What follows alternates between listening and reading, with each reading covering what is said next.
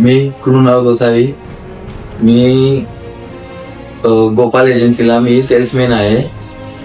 तर दिनांक 10/8/2026 मी कामाला गेलो.